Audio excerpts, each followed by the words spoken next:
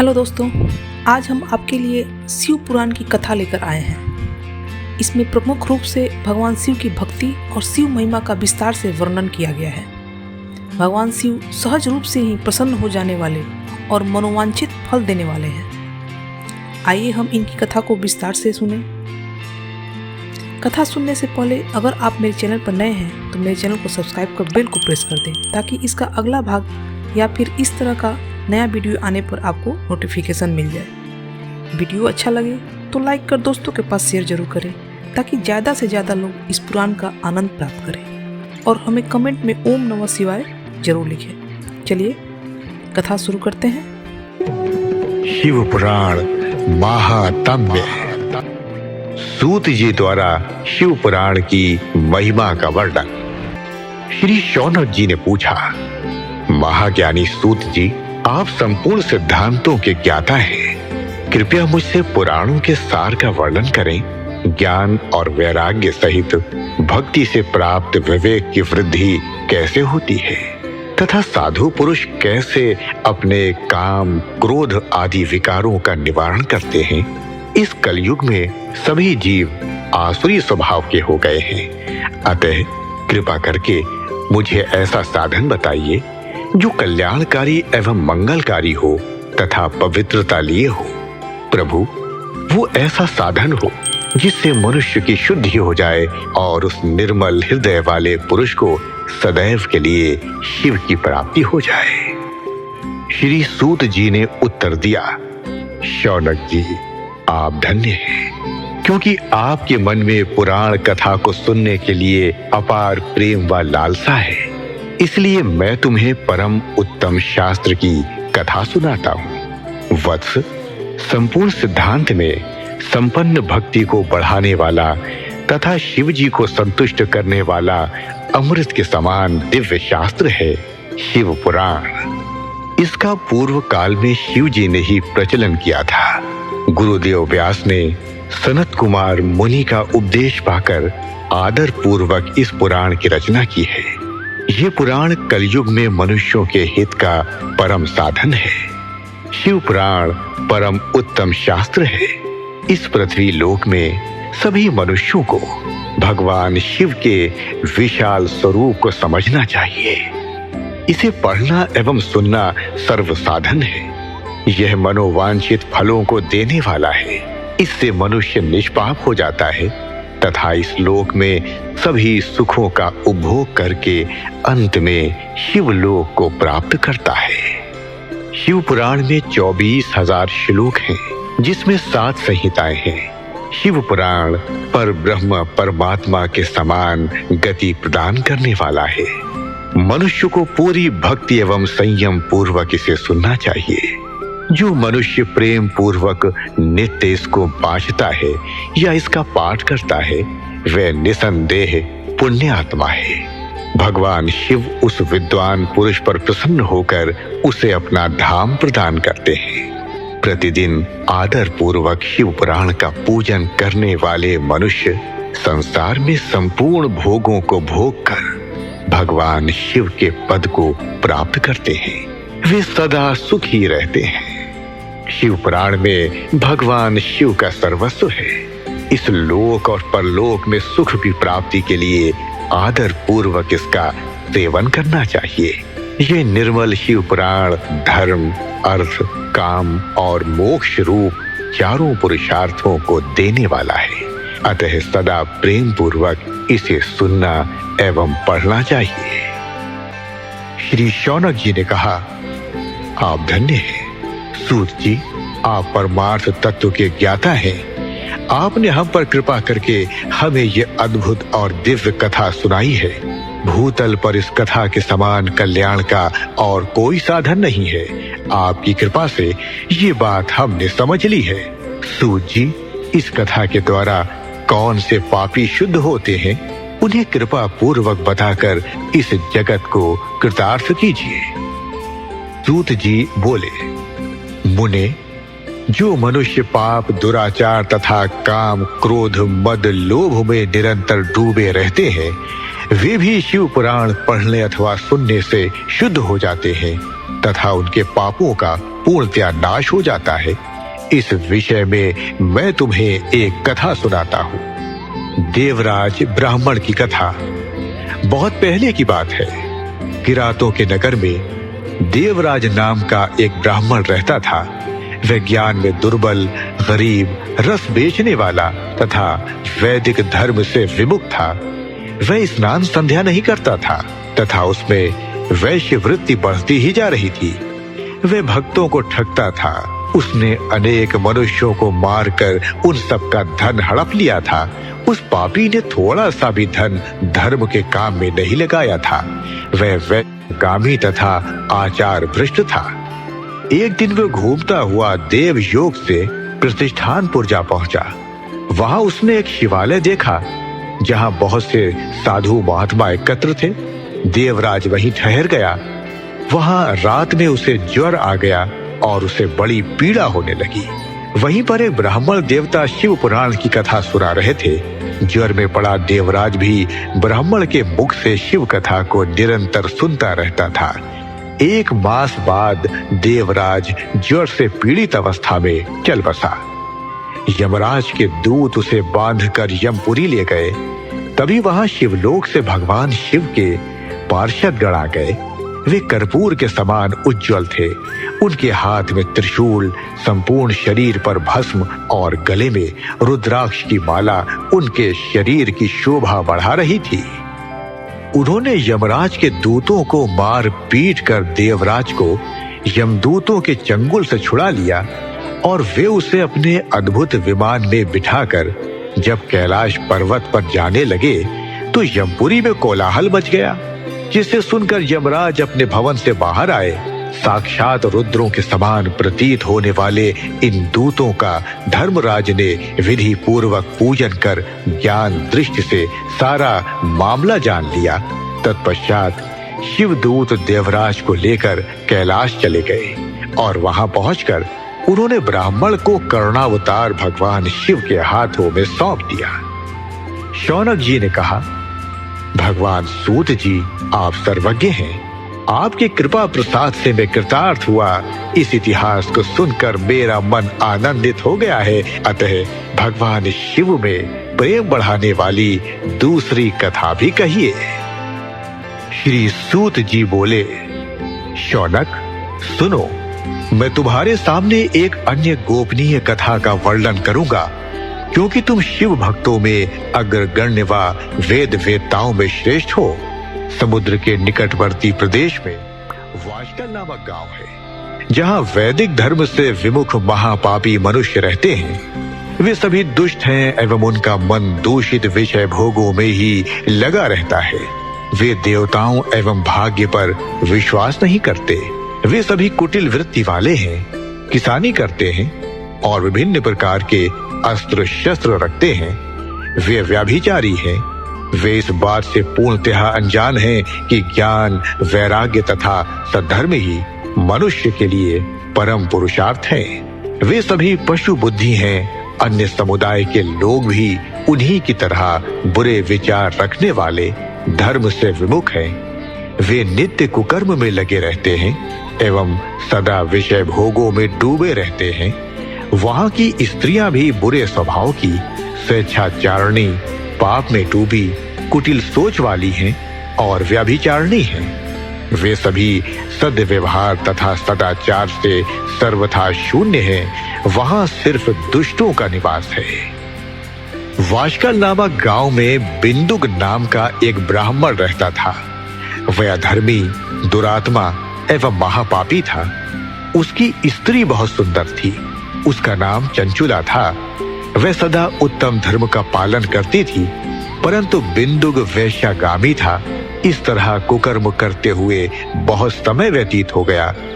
उसकी स्त्री काम से पीड़ित होने पर भी स्वधर्म नाश के भय से क्लेश सहकर भी काफी समय तक धर्म भ्रष्ट नहीं हुई, परंतु आगे चलकर वह भी अपने दुराचारी पति के आचरण से प्रभावित होकर दुराचारणी और अपने धर्म से विमुख हो गई। इस तरह दुराचार में डूबे हुए उन पति पत्नी का बहुत सा समय व्यर्थ बीत गया।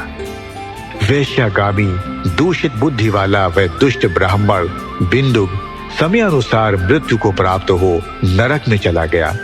बहुत दिनों तक नरक के दुखों को भोग कर वह मूढ़ बुद्धि पापी विंध्य पर्वत पर भयंकर पिशाच हुआ। इधर उस दुराचारी बिंदुक के मर जाने पर वह चंचुला नामक स्त्री बहुत समय तक पुत्रों के साथ अपने घर में रहती रही। पति की मृत्यु के बाद वह भी अपने धर्म से गिरकर परपुरुषों का संग करने लगी थी। सतियां विपत्ति में भी अपने धर्म का पालन करना नहीं छोड़ती। यही तो तप है। तप कठिन तो होता है, लेकिन इसका फल मीठा होता है।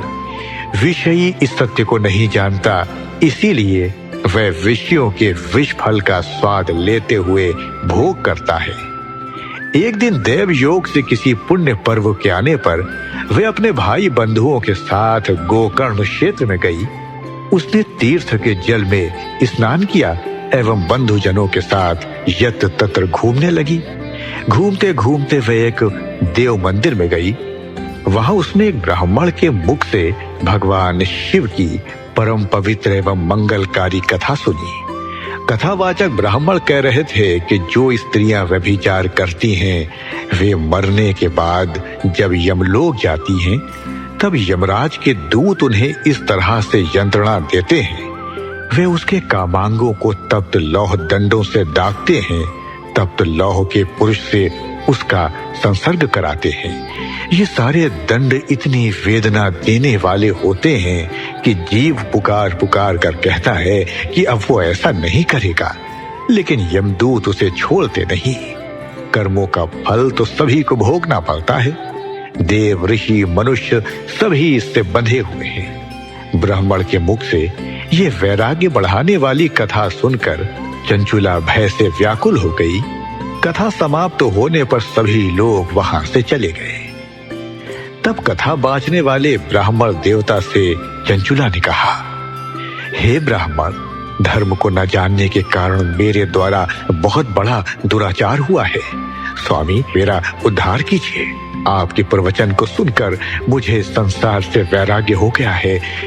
मुझे मूढ़ चित्त वाली पापिनी को धिक्कार है। मैं निंदा के योग्य हूँ। मैं बुरे विषयों में फंसकर अपने धर्म से विमुख हो गई थी। कौन मुझ जैसी कुमार्ग में तन लगाने वाली पापिनी का साथ देगा? जब यमदूत मेरे गले में फंदा डालकर मुझे बांध कर ले जाएंगे और नरक में मेरे शरीर के टुकड़े करेंगे, तब मैं कैसे उन महायातनाओं को सहन कर पाऊंगी? मैं सब प्रकार से नष्ट हो गई हूँ, क्योंकि अभी तक मैं हर तरह से पाप में डूबी रही हूँ। हे ब्राह्मण, आप मेरे गुरु हैं, आप ही मेरे माता पिता हैं। मैं आपकी शरण में आई हूँ। मुझ अबला का अब आप ही उद्धार कीजिए। सूत जी कहते हैं, शौनक इस प्रकार विलाप करती हुई चंचुला ब्राह्मण देवता के चरणों में गिर पड़ी। तब ब्राह्मण ने उसे कृपा पूर्वक उठाया और इस प्रकार कहा। ब्राह्मण बोले, नारी, तुम सौभाग्यशाली हो जो भगवान शंकर की कृपा से तुमने वैराग्य पूर्ण शिव पुराण की कथा सुनकर समय से अपनी गलती का एहसास कर लिया है। तुम डरो मत और भगवान शिव की शरण में जाओ। उनकी परम कृपा से तुम्हारे सभी पाप नष्ट हो जाएंगे।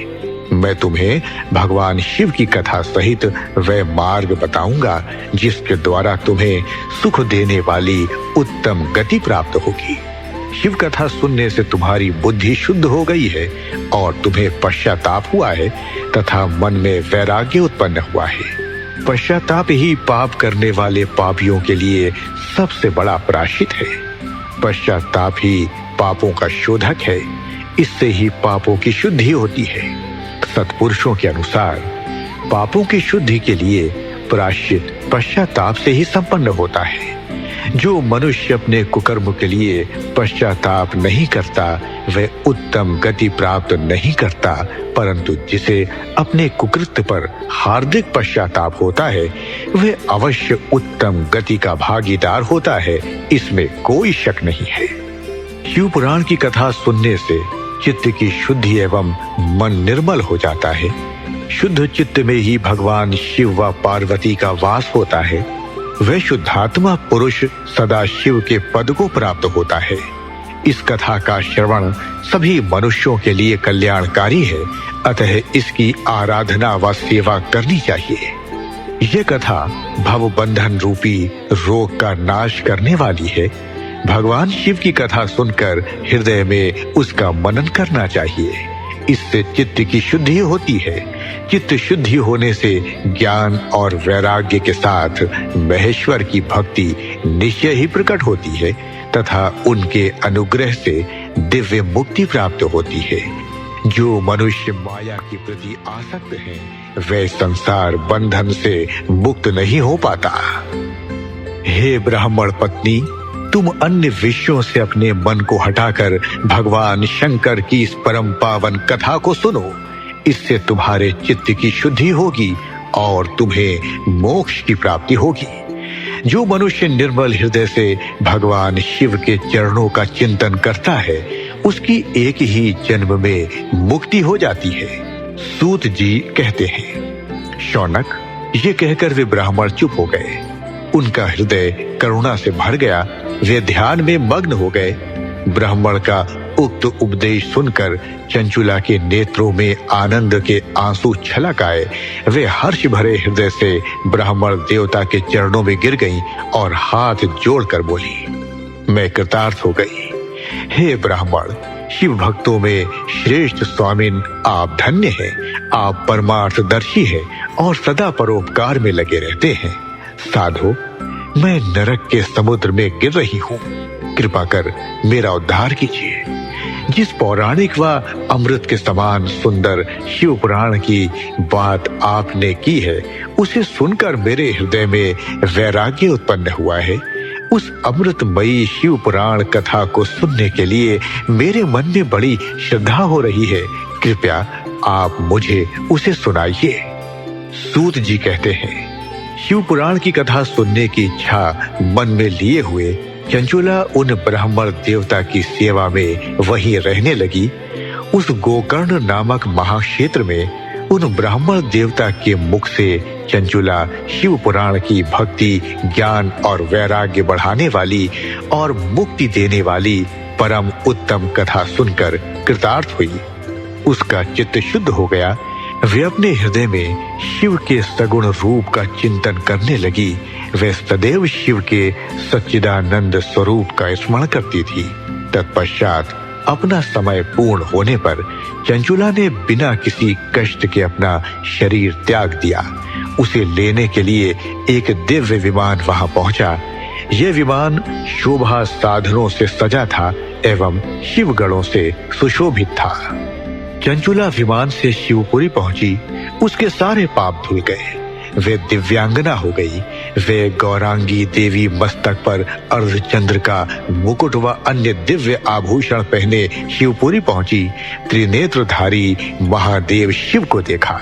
सभी देवता उनकी सेवा में भक्ति भाव से उपस्थित थे। उनकी अंग कांति करोड़ों सूर्यों के समान प्रकाशित हो रही थी। 5 मुख और हर मुख में 3-3 नेत्र थे। मस्तक पर अर्धचंद्राकार मुकुट शोभायमान हो रहा था। कंठ में नील चिन्ह था। उनके साथ में देवी गौरी विराजमान थीं, जो विद्युत पुंज के समान प्रकाशित हो रही थी। महादेव जी की कांति कपूर के समान गौर थी। उनके शरीर पर श्वेत वस्त्र थे तथा शरीर श्वेत भस्म से युक्त था। इस प्रकार भगवान शिव के परम उज्जवल रूप के दर्शन कर चंचुला बहुत प्रसन्न हुई।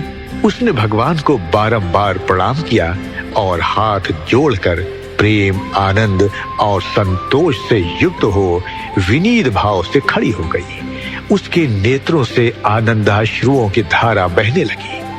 भगवान शंकर व भगवती गौरी उमा ने करुणा के साथ सौम्य दृष्टि से देखकर चंचुला को अपने पास बुलाया। गौरी उमा ने उसे प्रेम पूर्वक अपनी सखी बना लिया। चंचुला सुख पूर्वक भगवान शिव के धाम में उमा देवी की सखी के रूप में निवास करने लगी। सूत जी बोले, शौनक, एक दिन चंचुला आनंद में मग्न उमा देवी के पास गई और दोनों हाथ जोड़कर उनकी स्तुति करने लगी। चंचुला बोली, हे गिरिराज नंदिनी स्कंद माता उमा, आप सभी मनुष्यों एवं देवताओं द्वारा पूज्य तथा समस्त सुखों को देने वाली हैं। आप शंभु प्रिया हैं, आप ही सगुण और निर्गुण हैं। हे सच्चिदानंद स्वरूपिणी, आप ही प्रकृति की पोषक हैं। हे माता, आप ही संसार की सृष्टि, पालन और संहार करने वाली हैं। आप ही ब्रह्मा, विष्णु और महेश को उत्तम प्रतिष्ठा देने वाली परम शक्ति हैं। सूत जी कहते हैं, शौनक, सद्गति प्राप्त चंचुला इस प्रकार देवी की स्तुति कर शांत हो गई। उसकी आंखों में प्रेम के आंसू उमड़ आए। तब शंकर प्रिया भक्त वत्सला उमा देवी ने बड़े प्रेम से चंचुला को चुप कराते हुए कहा, सखी चंचुला, मैं तुम्हारी स्तुति से प्रसन्न हूं। बोलो, क्या वर मांगती हो? चंचुला बोली, हे गिरिराज कुमारी, मेरे पति बिंदुक इस समय कहाँ है? मुझे बताइए और कुछ उपाय कीजिए ताकि हम फिर से मिल सके। हे महादेवी, मेरे पति एक शूद्र जाति वैश्या के प्रति आसक्त थे और पाप में ही डूबे रहते थे। गिरिजा बोली, बेटी, तुम्हारा पति बिंदुक बड़ा पापी था। उसका अंत बड़ा भयानक हुआ।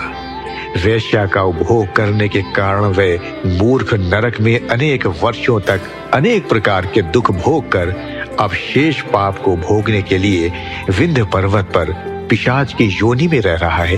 वह दुष्ट वहीं वायु पीकर रहता है और सब प्रकार के कष्ट सहता है। सूत जी कहते हैं, शौनक, गौरी देवी की ये बात सुनकर चंचुला अत्यंत दुखी हो गई। फिर मन को किसी तरह स्थिर करती हुई दुखी हृदय से माँ गौरी से उसने एक बार फिर पूछा, हे महादेवी, मुझ पर कृपा कीजिए और मेरे पापी पति का अब उद्धार कर दीजिए। कृपा करके मुझे वह उपाय बताइए जिससे मेरे पति को उत्तम गति प्राप्त हो सके। गौरी देवी ने कहा, यदि तुम्हारा पति बिंदुक शिव पुराण की पुण्यमयी उत्तम कथा सुने तो वह दुर्गति को पार करके उत्तम गति का भागी हो सकता है। अमृत के समान मधुर गौरी देवी का ये वचन सुनकर चंचुला ने दोनों हाथ जोड़कर मस्तक झुकाकर उन्हें बारंबार प्रणाम किया तथा प्रार्थना की कि मेरे पति को शिव पुराण सुनाने की व्यवस्था कीजिए। ब्राह्मण पत्नी चंचुला के बार बार प्रार्थना करने पर शिवप्रिया गौरी देवी ने भगवान शिव की महिमा का गान करने वाले गंधर्वराज तुम्बुरों को बुलाकर कहा, तुम्बुरो, तुम्हारी भगवान शिव में प्रीति है। तुम मेरे मन की सभी बातें जानकर मेरे कार्यों को सिद्ध करते हो।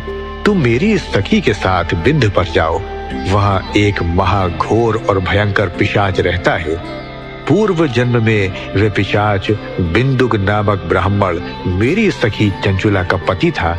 वह वैश्यागामी हो गया।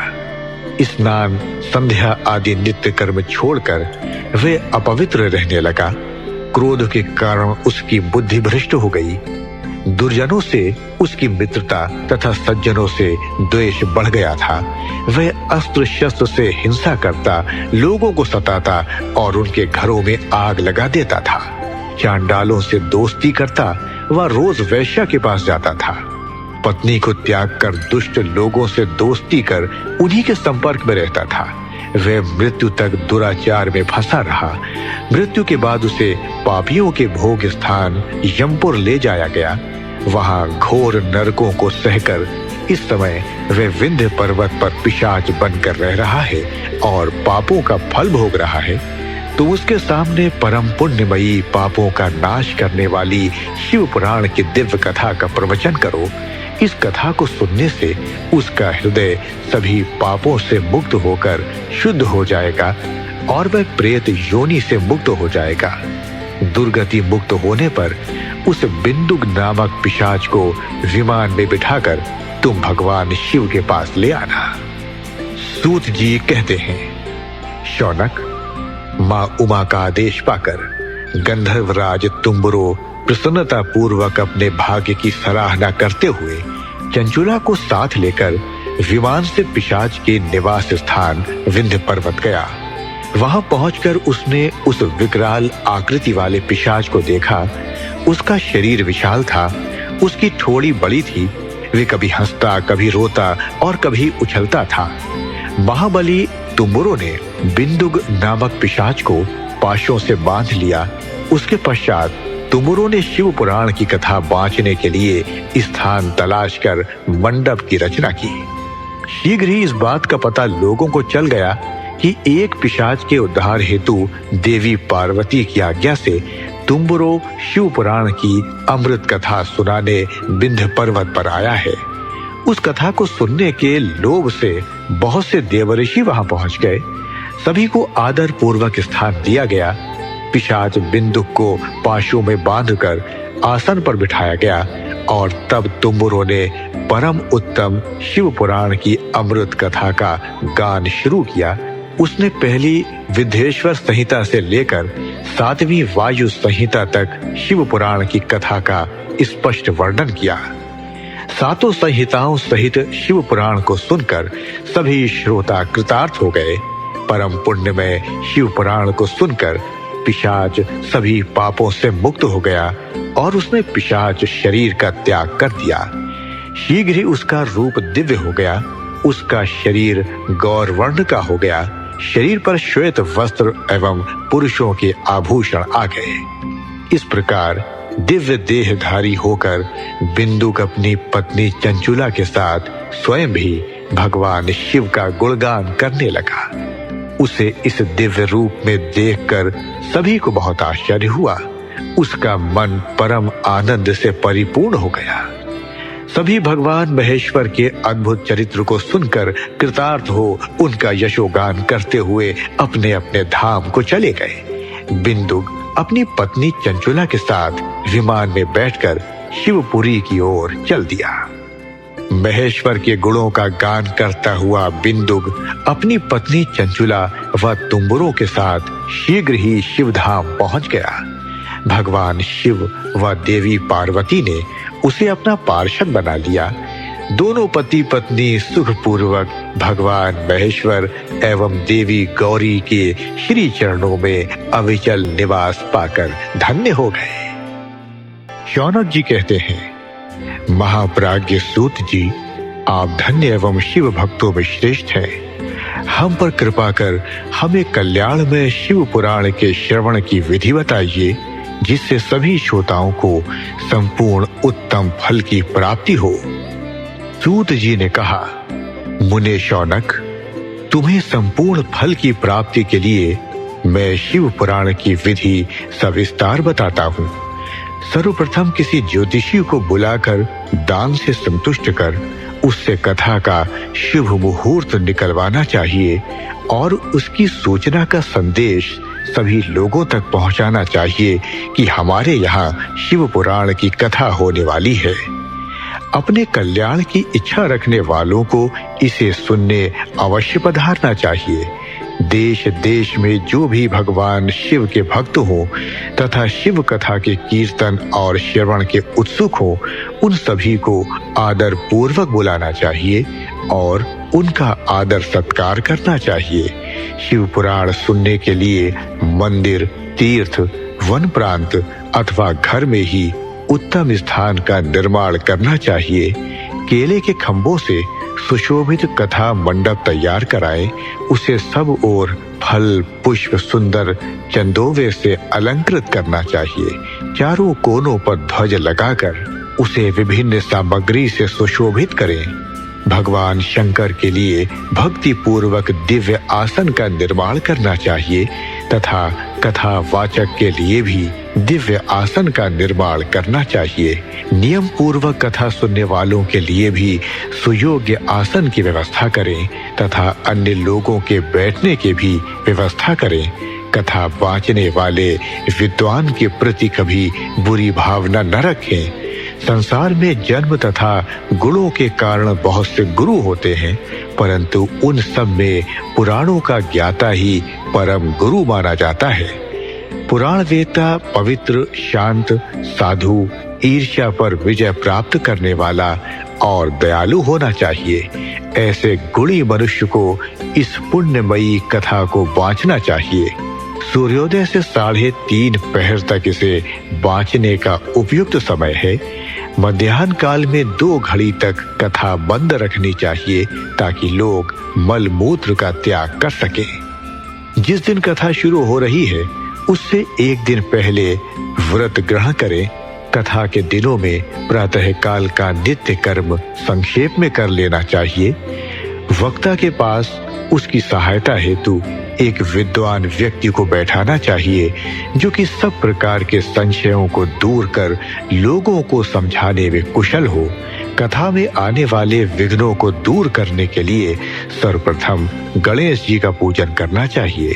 भगवान शिव व शिव पुराण की भक्ति भाव से पूजा करें। तत्पश्चात श्रोता तन मन से शुद्ध होकर आदर पूर्वक शिव पुराण की कथा सुने। जो वक्ता और श्रोता अनेक प्रकार के कर्मों से भटक रहे हों, काम आदि 6 विकारों से युक्त हों, वे पुण्य के भागी नहीं हो सकते। जो मनुष्य अपनी सभी चिंताओं को भूलकर कथा में मन लगाते हैं, उन शुद्ध बुद्धि मनुष्यों को उत्तम फल की प्राप्ति होती है। सूत जी बोले, शौनक, शिव पुराण सुनने का व्रत लेने वाले पुरुषों के लिए जो नियम है उन्हें भक्ति पूर्वक सुनो। शिव पुराण की पुण्यमयी कथा नियम पूर्वक सुनने से बिना किसी विघ्न बाधा के उत्तम फल की प्राप्ति होती है। दीक्षा रहित मनुष्य को कथा सुनने का अधिकार नहीं है, अतः पहले वक्ता से दीक्षा ग्रहण करनी चाहिए। नियम पूर्वक कथा सुनने वाले मनुष्य को ब्रह्मचर्य का अच्छी तरह से पालन करना चाहिए। उसे भूमि पर सोना चाहिए, पत्तल में खाना चाहिए तथा कथा समाप्त होने पर ही अन्न ग्रहण करना चाहिए। समर्थ मनुष्य को शुद्ध भाव से शिव पुराण की कथा की समाप्ति तक उपवास रखना चाहिए और एक ही बार भोजन करना चाहिए। गरिष्ठ अन्न, दाल, जला अन्न, सेम, मसूर तथा बासी अन्न नहीं खाना चाहिए। जिसने कथा का व्रत ले रखा हो उसे प्याज, लहसुन, हींग, गाजर, मादक वस्तु तथा आमिष कही जाने वाली वस्तुओं को त्याग देना चाहिए। ऐसा मनुष्य प्रतिदिन सत्य, शौच, दया, मौन, सरलता, विनय तथा हार्दिक उदारता आदि सद्गुणों को अपनाए तथा साधु संतों की निंदा का त्याग कर नियम पूर्वक कथा सुने। सकाम मनुष्य इस कथा के प्रभाव से अपनी अभीष्ट कामना प्राप्त करता है और निष्काम मोक्ष प्राप्त करता है। सभी स्त्री पुरुषों को विधि विधान से शिव पुराण की उत्तम कथा को सुनना चाहिए। महर्षि, शिव पुराण की समाप्ति पर श्रोताओं को भक्ति पूर्वक भगवान शिव की पूजा की तरह पुराण पुस्तक की पूजा भी करनी चाहिए तथा इसके पश्चात विधि पूर्वक वक्ता का भी पूजन करना चाहिए। पुस्तक को रखने के लिए नया और सुंदर बस्ता बनाएं। पुस्तक व वक्ता की पूजा के उपरांत वक्ता की सहायता हेतु बुलाए गए पंडित का भी सत्कार करना चाहिए। कथा में पधारे अन्य ब्राह्मणों को भी अन्न धन का दान दें। गीत, वाद्य और नृत्य से उत्सव को महान बनाएं। विरक्त मनुष्य को कथा समाप्ति पर गीता का पाठ करना चाहिए तथा गृहस्थ को श्रवण कर्म की शांति हेतु होम करना चाहिए। होम रुद्र संहिता के श्लोकों द्वारा अथवा गायत्री मंत्र के द्वारा करें। यदि हवन करने में असमर्थ हो तो भक्ति पूर्वक शिव सहस्त्र नाम का पाठ करें। कथा श्रवण संबंधी व्रत की पूर्णता के लिए शहद से बनी खीर का भोजन 11 ब्राह्मणों को कराकर उन्हें दक्षिणा दें। समृद्ध मनुष्य 3 तोले सोने का एक सुंदर सिंहासन बनाए और उसके ऊपर लिखी अथवा लिखाई हुई शिव पुराण की लिखी पोथी विधि पूर्वक स्थापित करें तथा पूजा करके दक्षिणा चढ़ाएं। फिर आचार्य का वस्त्र, आभूषण एवं गंध से पूजन करके दक्षिण सहित वह पुस्तक उन्हें भेंट करते। शौनक, इस पुराण के दान के प्रभाव से भगवान शिव का अनुग्रह पाकर मनुष्य भव बंधन से मुक्त हो जाता है। शिव पुराण को विधि पूर्वक संपन्न करने पर यह संपूर्ण फल देता है तथा भोग और मोक्ष प्रदान करता है। मुने, शिव पुराण का सारा महात्म्य जो संपूर्ण फल देने वाला है मैंने तुम्हें सुना दिया है। अब आप और क्या सुनना चाहते हो? श्रीमान, शिव पुराण सभी पुराणों के माथे का तिलक है। जो मनुष्य सदा भगवान शिव का ध्यान करते हैं, जिनकी वाणी शिव के गुणों की स्तुति करती है और जिनके दोनों कान उनकी कथा सुनते हैं, उनका जीवन सफल हो जाता है। वे संसार सागर से पार हो जाते हैं। ऐसे लोग इहलोक और परलोक में सदा सुखी रहते हैं। भगवान शिव के सच्चिदानंद स्वरूप का स्पर्श पाकर ही समस्त प्रकार के कष्टों का निवारण हो जाता है। उनकी महिमा जगत के बाहर और भीतर दोनों जगह विद्यमान है। उन अनंत आनंद रूप परम शिव की मैं शरण लेता हूँ। इसका अगला भाग देखने के लिए आप मेरे चैनल के प्लेलिस्ट में जाकर देख सकते हैं। कथा अच्छी लगी हो तो लाइक, शेयर और मेरे चैनल को सब्सक्राइब जरूर करें और कमेंट में ओम नमः शिवाय जरूर लिखें। धन्यवाद।